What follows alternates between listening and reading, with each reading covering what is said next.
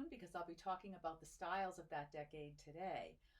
The styles of the 1960s came about because of a style revolution.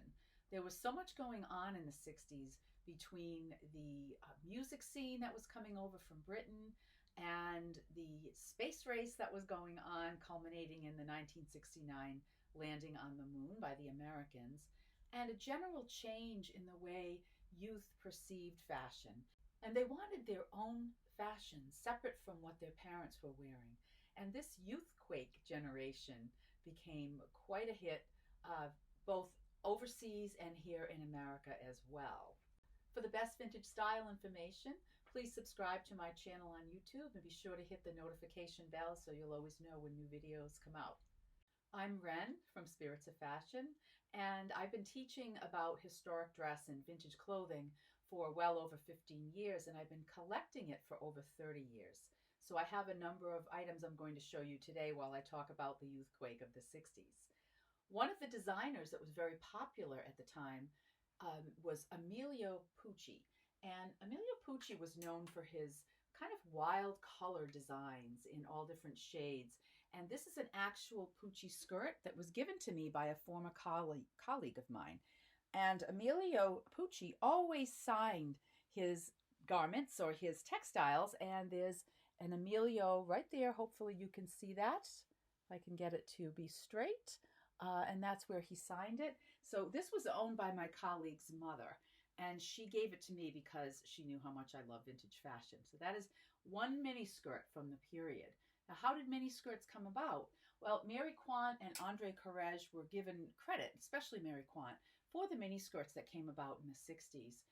But they claimed that the actual mini skirts were started on the streets of London, especially, and they just took over from there and started making more of those designs.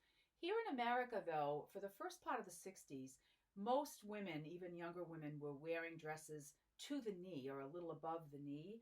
But then as the 60s progressed, towards the middle of the decade and on, mini skirts started to progress up the leg so that they became at least to mid-thigh length.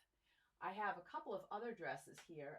This is a nice shift dress from that period. As you can see, the colors are quite beautiful, and this is a combination of colors that you'd see in the 60s that was sort of Hawaiian in inspiration, very tropical. So this is a simple shift dress.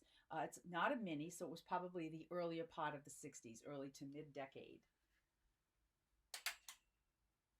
This particular piece is also beautiful. It's a two-piece outfit. It has a sleeved knit dress, and over that is a long tunic type coat with a hood attached to it.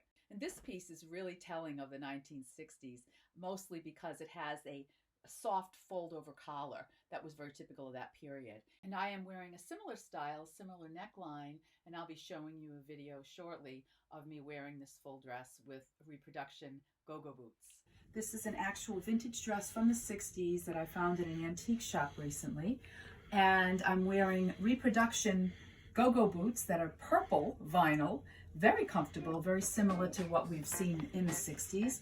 I have earrings that are late 60s, maybe early 70s, and my bag is a very cool piece I bought years ago, and it's a wonderful paisley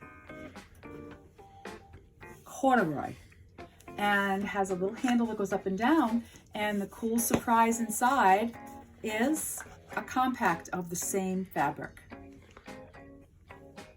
And a comb came in there too. I'd love to know which of these styles that you prefer. Do you like the more conservative styles of the early 60s that sort of came out of the 50s, or do you prefer the mini skirts, the bright colors, and psychedelic patterns that we started to see later in the decade? Mary Quant, as I said, is one of the designers, Emilio Pucci, Andre Courreges, but there were many other designers too who really followed these trends and made more and more of these designs possible and affordable for young women. Boutiques started cropping up in London and in parts of the US, and the boutique was really the forerunner for the fast fashion of today, and they were meant for the young teens and young women.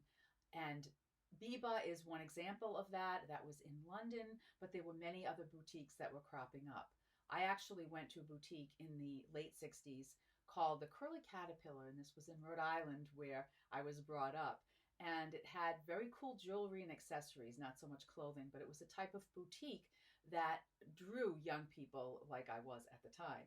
Along with the designers of the time, models such as Twiggy, Jean Shrimpton, and Verushka really made these styles more and more popular, and they were featured in magazines on a regular basis. While we're talking about the miniskirts and fashions of the 60s, I do have pantyhose and tights that are still in their original packages. I always love to find pieces like this in my travels because they're much more valuable when they have never been even removed from the package. This is a bright mustard color gold type of tight, which with Mary Quant's fashions, especially the mini skirts, the tights were worn to offset the length of the skirt by covering the legs a little bit more. And also pantyhose was used as well, and these are 60s pantyhose still in the package. In addition to that, I have a pair of boots. These are not from the 60s. These are actually reproduction boots that I bought in the 2000s in Boston. But they look very much like the Mary Quant boots that I'll show a picture of for you.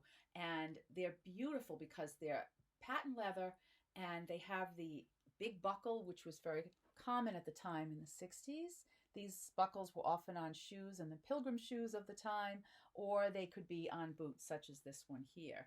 And I got them on sale for $20 at a Filene's Basement in Boston. This is a slip that I bought at a vintage store, and this is a typical 1960s half slip for young women to be worn under their skirts. And it still has the tag, which says Warner's on it. Hopefully you can see that okay. Again, probably never worn because it still has the attached tag with the pin on it. So this would be a typical half slip versus the full slips that were worn earlier in the 60s. This would have been a late 60s, mid to late 60s slip. And finally, I have a few more dresses to show you. This dress on the mannequin was a 1960s dress, and I've worn this dress before. It's quite a heavy knit, and it does have this beautiful detail of a ruffle made out of the same fabric, and the inside of each sleeve at the wrist has the same light green fabric. Beautiful dress from that period. This dress here was actually a little bit later in the 60s, but notice the very vibrant colors. And it even has a tie on the back, so you could tie a big bow in the back if you'd like. I've worn this dress before just as is, letting the ribbons sort of just hang in the back like this. I'm not really much of a bow person, but these bright colors were very typical of the later 60s.